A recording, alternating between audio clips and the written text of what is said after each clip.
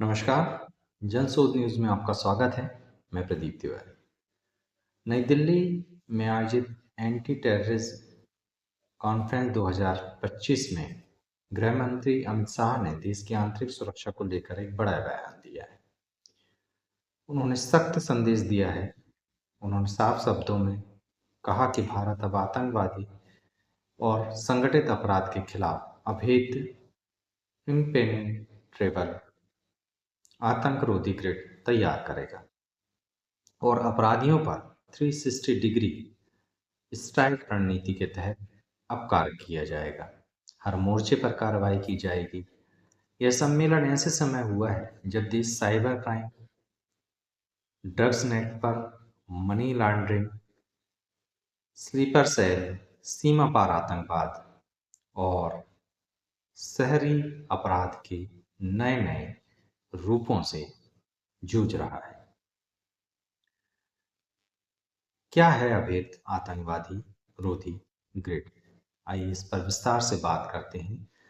तो जो गृह मंत्री है उनके अनुसार यह ग्रिड केवल पुलिस कार्रवाई तक सीमित नहीं रहेगा, बल्कि केंद्र और राज्यों की एजेंसियां रियल टाइम जो कोऑर्डिनेशन है वो बनाएंगी, खुफिया जानकारी का त्वरित साझा करेंगी, तकनीकी आधारित निगरानी प्रणाली अपनाएंगी, सीमा सुरक्षा, आंतरिक सुरक्षा और साइबर सुरक्षा का एकीकृत ढांचा इसमें शामिल होगा। अमित शाह ने कहा कि अब ऐसा सुरक्षा नेटवर्क बनाया जाएगा जिसमें आतंकी या अपराधी के लिए कहीं भी छिपने की जगह नहीं बचेगी। 360 डिग्री स्ट्राइक रणनीति अपनाई जाएगी। अब ये 360 डिग्री स्ट्राइक रणनीति क्या है? तो गृहमंत्री ने स्पष्ट किया कि आतंकवाद और संगठित अपराध केवल बंदूक या बम से नहीं, बल्कि ड्रग माफिया, हवाला और मनी लॉन्ड्रिंग, साइबर अपराध, फर्जी एनजीओ और फंडिंग नेटवर्क्स और शहरी स्लीपर सेल के जरिए इम्प्लीमेंट होता है, फैलता है। 3 डिग्री स्ट्राइक रेट का मतलब है कि अपराध की जड़ से लेकर आखिरी कड़ी तक कार्रवाई किया जाएगा, जिससे आतंकवाद जड़ मूल से नष्ट हो सकेगा। फाइनेंसियर, सप्लायर, हैंडलर और मददगार सभी पर प्रभावी और कठोर शिकंजा लगाया जाएगा।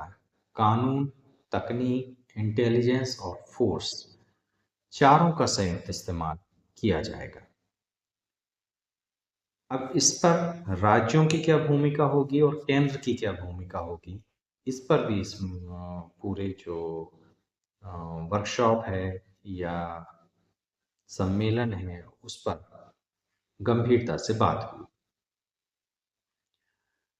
गृह मंत्री ने तो ये तक कहा कि आंतरिक सुरक्षा केंद्र का विषय नहीं है, राज्यों को भी अपनी उतनी ही अहम भूमिका निभानी होगी। उन्होंने राज्यों से अपील की कि पुलिस सुधारों पर प्राथमिकता से कार्य करें, आधुनिक हथियार और ट्रेनिंग उपलब्ध कराएं और राज्य और केंद्रीय एजेंसियों के बीच प्रतिस्पर्धा और सहयोग को अधिक कारगर और अधिक जो तालमेल है उस पर बनाएं। इन सब पर तकनीकी डेटा पर ज़्यादा जोर दिया है। सम्मेलन में यह भी संकेत दिया गया कि आने वाले समय में एआई आधारित surveillance, digital forensic, big data analytics, national database का एकीकरण, कंसोलिडेशन, ये सारी चीज़ें अब होने वाली है। आतंकवाद और अपराध के खिलाफ लड़ाई का अहम हथियार ये सारे बनने वाले हैं।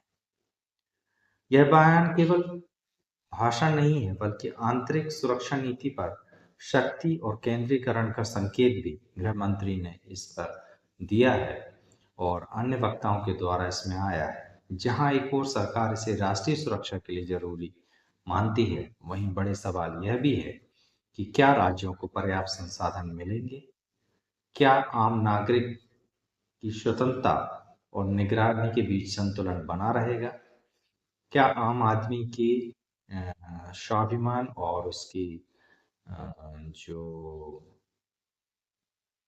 डिग्निटी है उसे मेंटेन किया जाएगा? क्या संगठित अपराध के राजनीतिक संरक्षण पर भी समान और त्वरित और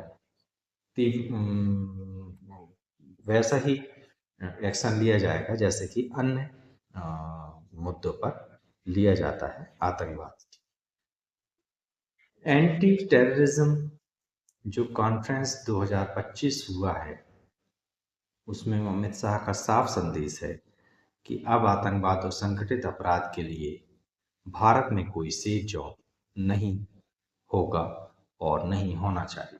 आने वाले महीनों में यह देखना अहम होगा कि यह अभेद ग्रिड जमीन पर कितना सार्थक तरीके से उतरता है। हालांकि जब हम सरकार की आलोचना करते हैं जनसूद के मंच से, तो इस मुद्दे पर भी सरकार की सराहना भी हम करते हैं कि आतंकवाद के मुद्दे पर काफी कुछ कारगर कदम नरेंद्र मोदी की सरकार ने उठाया है।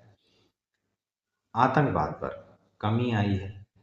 हालांकि आतंकवादियों के जो दुष्स्वप्न हैं और जो उनकी कोशिशें हैं वो लगातार जारी हैं। ऐसा नहीं है कि इन सालों में कोई बड़े आतंकवादी हमले नहीं हुए हैं, मगर जिस तरीके से उनसे निपटा गया है यह काबिल तारीफ होना चाहिए। सरकार की जिन मुद्दों के लिए वो आलोचना के हकदार है उसमें आलोचना भी होनी चाहिए, जिसमें वह शाबाशी के हकदार है उस पर उन्हें शाबाशी भी देना चाहिए। हालांकि जनशोध का यह भी मानना है कि सरकार को भी आंतरिक सुरक्षा पर बहुत अधिक काम करने की आवश्यकता है। आप इस सारे मुद्दों पर क्या राय रखते हैं?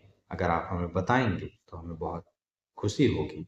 बेखौफ पत्रकारिता और बुलंद आवाज को चुनना चाहते हैं तो लाइक और सब्सक्राइब करना ना भूलिएगा। देखते रहिए जनशोध। याद रखिए, सच को चिल्लाने की आवश्यकता नहीं होती। नमस्कार।